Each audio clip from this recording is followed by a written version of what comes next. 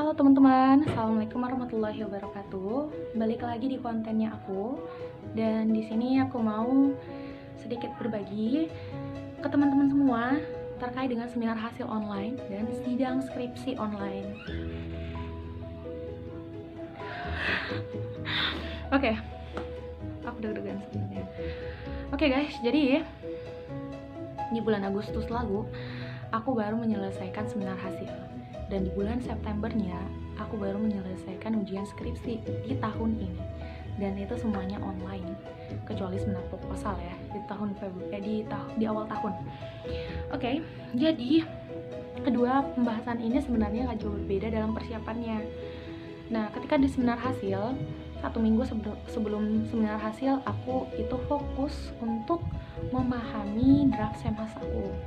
Jadi pada saat itu aku jujur ya, belum paham tentang hasil seminarku sendiri, hasil dari penelitianku sendiri. Nah, aku nggak tahu apakah teman-teman juga ngerasain hal yang sama. 1 minggu menuju hari dimana aku akan seminar hasil, aku masih belum paham secara penuh tentang hasil penelitianku. Nah, hal yang aku pikirin saat itu, bagaimana caranya aku bisa paham. Jadi ketika di hari H, aku bisa menyampaikan PowerPoint-nya dengan lugas, menjawab pertanyaannya dengan sesuai, dan aku bisa dapat nilai yang baik gitu. Dan hal yang aku lakuin saat itu adalah membaca satu hari 10 kali membaca draft semas.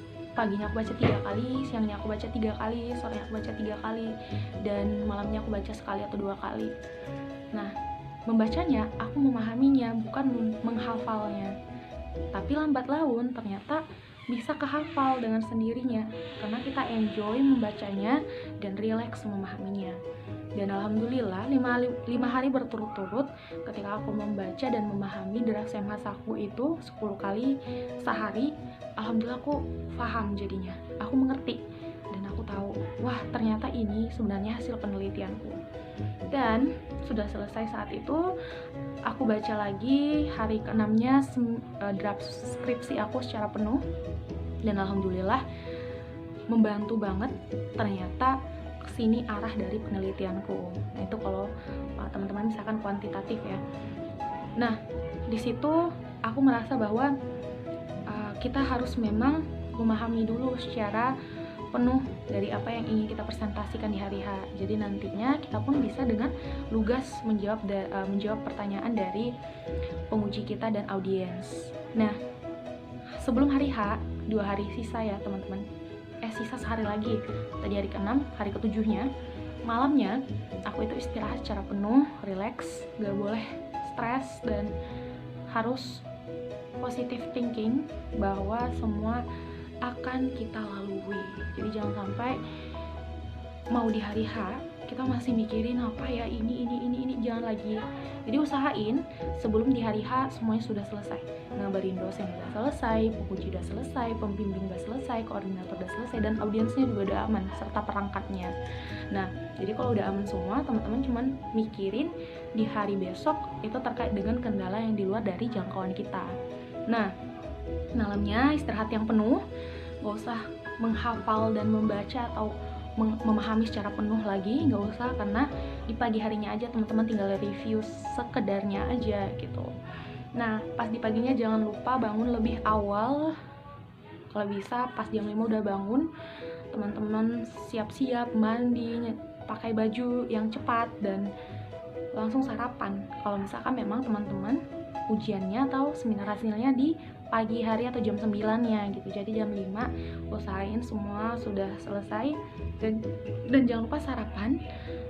Jangan sampai teman-teman nggak sarapan ringan aja kayak roti dan susu. Nah, itu penting banget. Dan nantinya kalau udah selesai, teman-teman usahain lebih awal untuk masuk di room Skype atau Zoom-nya teman-teman tadi untuk seminar. Jadi jangan sampai pembimbing atau penguji yang duluan. Usahain teman-teman yang duluan standby di dalam, dan nanti penguji pembimbing datang, teman-teman bisa menyambutnya dengan hangat. Nah, itu kan termasuk etika gitu. Nah, ketika sudah akan berlangsung, teman-teman harus relax dan jangan sampai teman-teman itu grogi secara berlebih. Ya memang itu manusiawi ya, tapi usahain teman-teman mulai mengontrol emosi teman-teman. Jangan sampai teman-teman itu sangat terlihat gugup dan takut gitu kan. Dan ini sebagai peluang untuk penguji nantinya bisa menekan teman-teman kalau kelihatan takut dan gugup. Jadi usahain teman-teman bisa menutupi ketakutan dan kegugupan itu. Jadi dosen pun melihat teman-teman, wah anak ini sudah percaya diri dan dia udah paham deh dengan apa yang dia sampaikan gitu. Jadi teman-teman pun nggak tertekan dari awal gitu. Nah, jangan lupa cek juga paketnya teman-teman, paket data cukup nggak untuk 1 jam seminar hasil. Kalau misalkan nanti nggak cukup, nah jangan lupa juga cek datanya teman-teman, data internet, cukup nggak kuotanya untuk 1 jam untuk seminar hasilnya teman-teman.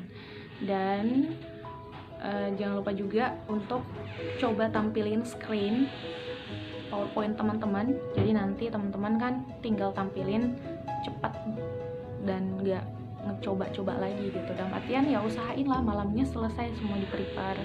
Jadi pas paginya teman-teman tinggal ngelakuin hal yang udah teman-teman siapin gitu. Jadi nanti kalau ada yang terjadi di luar dari jangkauan teman-teman, itu bisa insya Allah diantisipasi. Dan kalau misalkan ada hal yang memang membuat teman-teman panik secara berlebih, usahain diredam dan kalem, dan insya Allah bisa kok. Dan dosen pun nggak mungkin lah dosen menginginkan bahwa seminar teman-teman tuh gagal gitu, nggak mungkin gitu. Jadi kalau ada kejadian yang di luar dari jangkauan teman-teman, itu coba relax lagi, kalem, dan minta solusi dari koordinator kalau misalkan belum terpecahkan sama teman-teman. Misalkan ada gangguan jaringan, ada gangguan dari laptop teman-teman atau screennya, jadi kabari dosen koordinatornya secara tenang. Jadi jangan panik, jangan sampai ngebuyarin pikiran teman-teman sehingga nantinya teman-teman pun gak fokus lagi dalam menyampaikan hasil penelitiannya teman-teman. Nah, berikutnya itu adalah sidang skripsi.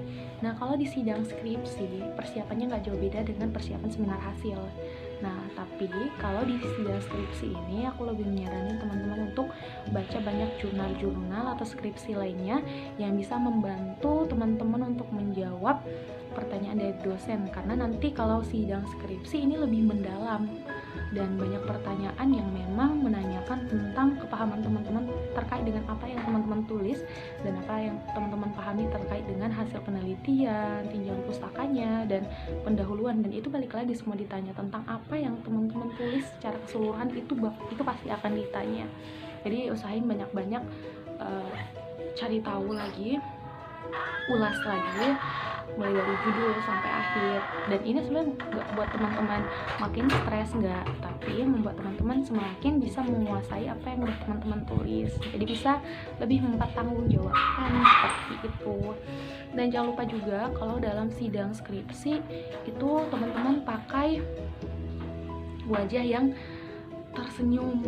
Jangan sampai teman-teman kayak yang saya bilang sebelumnya, kekakuan kita, ketakutan kita kalau ditunjukin secara berlebih itu sebagai alternatif untuk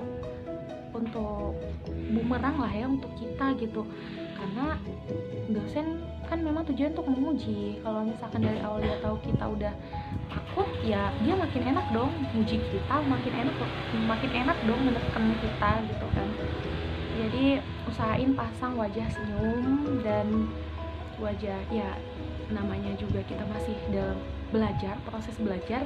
Kalau ada nanti pertanyaan yang memang kita belum bisa jawab secara sempurna, kita coba aja berusaha menjawab semampunya, tapi bukan berarti kita menggurui.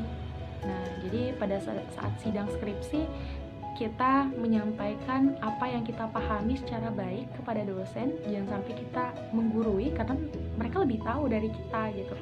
Dan jangan sampai juga kita merasa gak tahu sama sekali. Jadi ada istilah ketika teman-teman melaksanakan sidang itu jangan sampai teman-teman gak bisa mempertahankan apa yang teman-teman sudah buat gitu. Selagi memang itu sudah sesuai, teman-teman gak perlu takut.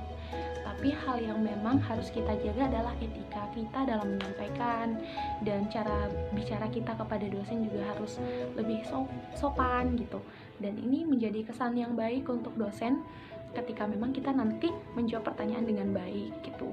Jangan lupa sampaikan paknya, bunya gitu, atau terima kasih sebelumnya ketika sudah memberikan pertanyaan atau sudah memberikan masukan gitu. Jadi kalau memang ada masukan yang memang harus kita terima, ya kita terima gitu. Jangan sampai ada masukan yang harusnya kita terima, kita malah ngelawan seakan-akan kita benar. Jadi banyak banget hal-hal yang memang perlu kita persiapkan teman-teman sebelum di hari H, biar kita nanti dapat nilai yang baik dan memuaskan.